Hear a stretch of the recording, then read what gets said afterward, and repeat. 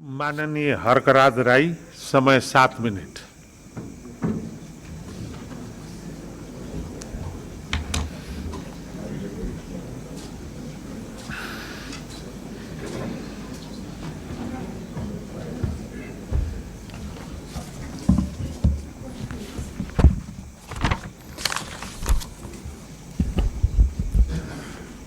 सम्माननीय सभामुख महोदय,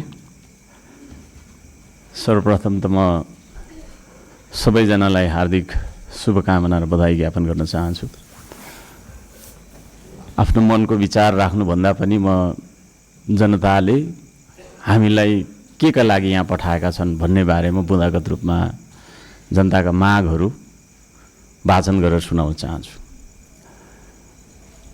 तर त्योभन्दा पहिला चाहिँ हामीले पक्कै पनि यो देश बनाउनका लागि, देश परिवर्तन गर्नका लागि भनेर आएका छौँ। सबैभन्दा पहिला आफूले आफैलाई परिवर्तन गर्नुपर्छ भन्छु म। अघिल्लो शपथ ग्रहणको दिन पनि हामी 12 मिनेट 46 सेकेन्ड ढिलो थियौँ भने आज 16 मिनेट 55 सेकेन्ड हामी ढिलो भएका छौँ।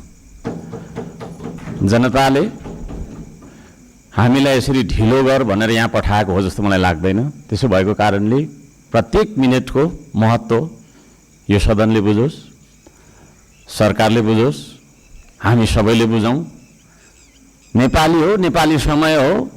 2 बजेको बैठक 3 बजी जाँदा पनि हुन्छ, 4 बजी जाँदा पनि हुन्छ, जे गर्दा पनि नेपाल हो, नेपाली हो भन्ने खालको जुन भाष्य हामीले मनमा लिएर बसेका छौँ, यही सबैभन्दा मुख्य कारण हो हामीले उन्नति गर्न नसक्नुको। त्यसो भएको कारणले गर्दाखेरि सभामुख महोदय मार्फत म सम्पूर्ण सदन, सरकार सबैलाई ध्यान आकर्षण गराउन चाहन्छु। आउँदा दिनमा हामी बैठक सुरु हुनुभन्दा थोरैमा पनि 5 मिनट अगाडि उपस्थित हुनुपर्छ, म यो माग राख्न चाहन्छु। हामी विभेदको अन्त्य गर्छौँ भनेर यहाँ भनिरहेका छौँ। भर्खरै पनि पूर्ववक्ता माननीयज्यूहरूले थुप्रै कुराहरू राख्नुभयो, आफ्नो मनको कुराहरू। तर यहाँ यही सदनभित्र पनि विभेद भइरहेको छ। सत्ता पक्षले 30 मिनट बोल्दा पनि हुने, 40 मिनट बोल्दा पनि हुने, प्रतिपक्षले अलि सानोले होइन 3 मिनटमा सकिहाल्नुपर्ने, 2 मिनटमा सक्नुपर्ने। हामी पनि जनताले चुनेर पठाएका जनमत प्राप्त जनप्रतिनिधि हौँ। त्यसो भएको कारणले गर्दाखेरि हामीले आफ्ना क्षेत्रका आवश्यकताहरू, आफ्ना तपाईँको चाहिँ के अरे मागहरू राख्नका लागि प्रशस्त समय दिनुपर्दछ। त्यो खालको सदन हामीले बनाएर हामीले त्यो खालको सदन अभ्यास गर्नुपर्दछ भन्ने माग राख्न चाहन्छु। म आफ्नो मनको कथा म यहाँ गाउन चाहन्न। अब मेरो आफ्नो मन्तव्य राख्नुभन्दा पनि सरकारले कसो गर्नुपर्ने हो त? हिजो इतिहासमा हामीले के गर्यौँ, कसले के गर्यो, कुन नेताले के गर्यो, कतिको तपाईँको हामीले सङ्घर्ष गर्यौँ, के गर्यौँ भनेर आवश्यक छ जस्तो मलाई लाग्दैन।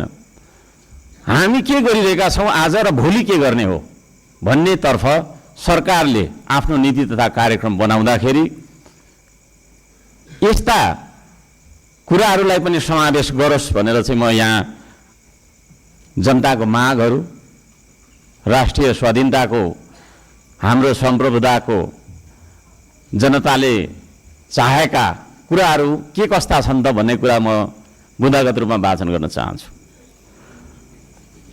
पृथ्वी रहन्जेलसम्म यो देश रहिरहनुपर्छ, हाम्रो देशको चन्द्र सूर्य अङ्कित झन्डा रहिरहनुपर्छ। त्यो मान्यता हामी राख्दछौँ, श्रम संस्कृति पार्टीले त्यो मान्यता राख्दछ। त्यसो भएको कारणले गर्दाखेरि देशको स्वाधीनता, भू राजनैतिक सन्तुलन र असंलग्न परराष्ट्र नीतिलाई बचाइराख्न सैन्य रणनीति उद्देश्यका साथ सुरु गरिएको असमान राष्ट्रघाती व्यापारिक सन्धि सम्झौता एमसिसीलाई खारेज गर्नुपर्दछ भनेर म माग गर्न चाहन्छु।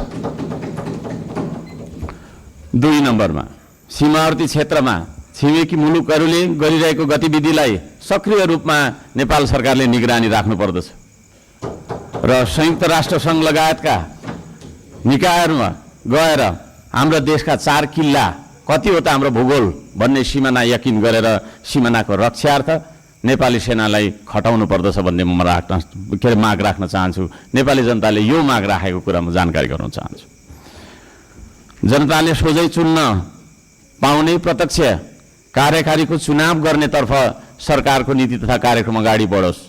यदि सरकारले 2/3 नजिकको सरकारले त्यो कुरा अगाडि सार्छ भने त्यसमा हामी सबैले सहयोग गर्नुपर्दछ।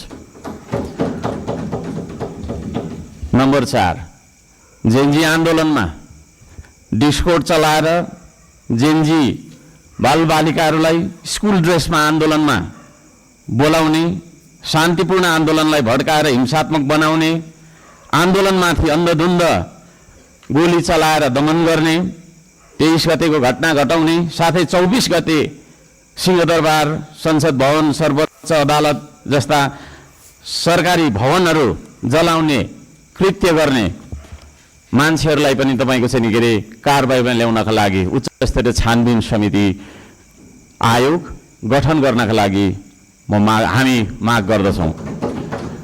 5 नम्बर, सम्पत्ति छानबिन तथा शुद्धिकरण अभियान सुरु गर्नुपर्दछ। सबैभन्दा पहिला अहिले सरकारमा रहेका मन्त्री परिषदका सम्पूर्ण मन्त्रीहरू, सांसदहरू, हामी सबैजना सबैको तपाईँको चाहिँ के अरे हाम्रो सम्पत्ति छानबिन हुनुपर्दछ। हामीबाट सुरु गर्नुपर्दछ त्यो चिज, किनभने हामी नियम कानुन बनाउने भने हामीबाटै त्यो कुरा लागू भएर जानुपर्दछ। हामीले बनाएको नियम कानुनले अरूलाई मात्रै ठ्याङ्ग्रोमा कस्ने खालको व्यवहार हामीले गर्नु हुँदैन भन्ने माग राख्दछु। शिक्षालाई जीवनोपयोगी बनाउनु पर्दछ। उत्पादन, निर्माण र आविष्कारसँग जोड्नु पर्दछ शिक्षालाई। शिक्षा भन्ने बित्तिकै कथा पढ्ने विषयवस्तु होइन, त्यो भन्ने बित्तिकै उत्पादन, निर्माण र आविष्कारसँग जोडिनु पर्दछ भन्ने हाम्रो माग हो। त्यसतर्फ सरकारले ध्यान दियोस्। हप्तामा 3 दिन मात्रै थ्योरी पढ्दाखेरि हुन्छ, 4 दिन विद्यार्थीले उत्पादन, निर्माण र आविष्कारसँग जोडेर क्रियाकलापहरू गर्न सक्नुपर्दछ। त्यो खालको जीवनोपयोगी शिक्षा लागू गरिनुपर्दछ भन्ने हामी माग राख्दछौँ। 7 नम्बरमा, खेतीबारीको समस्या हल नगरी देशको आर्थिक समस्या हामीले सुल्झाउन सक्दैनौँ, आर्थिक उन्नति हुन सक्दैन। त्यसो भएको कारणले कृषिमा देखिएका समस्याहरू पहिचान गर्ने र समस्या हल गर्ने सबै खालका तपाईँको प्राविधिक उपायहरू अपनाउने काम गरिनुपर्दछ भन्ने ध्यान आकर्षण गराउन चाहन्छु। नम्बर 8मा, कम्तीमा एक पालिकामा एउटा उद्योग हुनुपर्दछ, एक परिवारमा एकजना रोजगार हुनुपर्दछ। त्यो खालको नीति हामीले अपनाउनु पर्दछ। बन्द गरिएका उद्योगहरूलाई पुनः सञ्चालन गर्ने साथै नयाँ उद्योगहरूको स्थापना गर्ने नीति तथा कार्यक्रम सरकारले ल्याउनु पर्दछ भन्ने ध्यान आकर्षण गर्न चाहन्छु। 9 नम्बरमा, जनताको सेवा सुविधा, विकास र समृद्धिमा सार्वजनिक हितका लागि प्राकृतिक स्रोत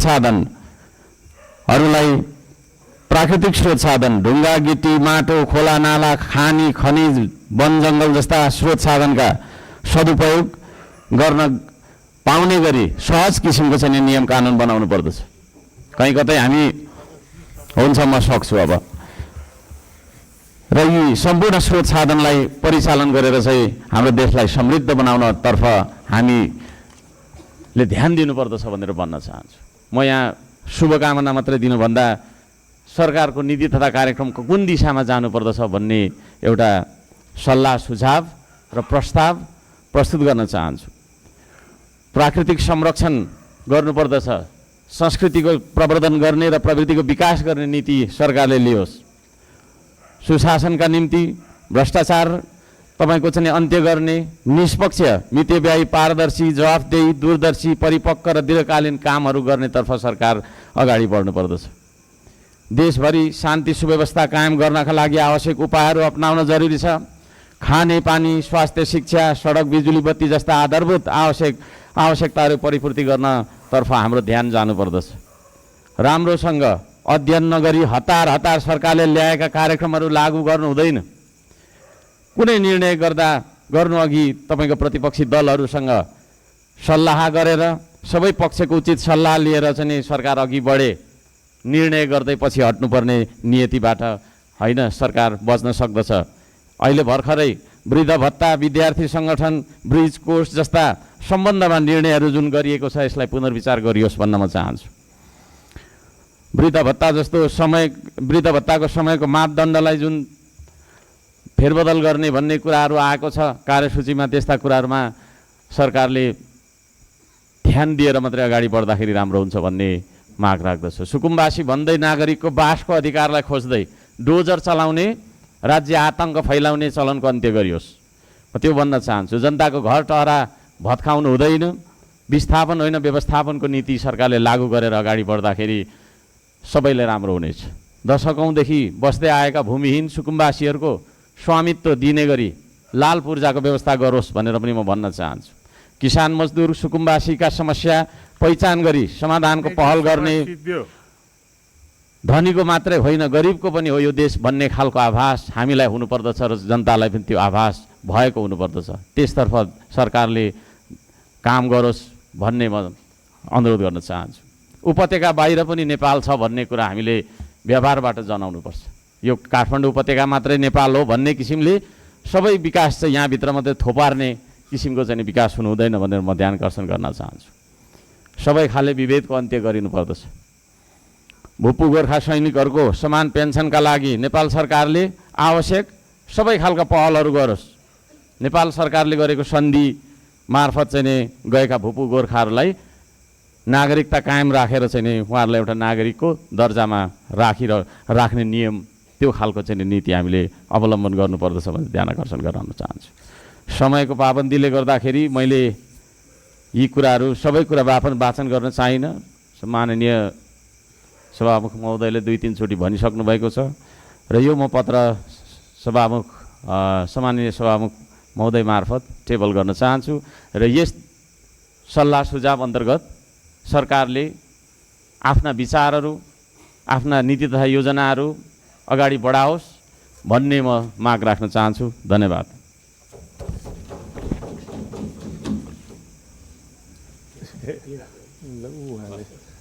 मन्त्रीजी प्रधानमन्त्री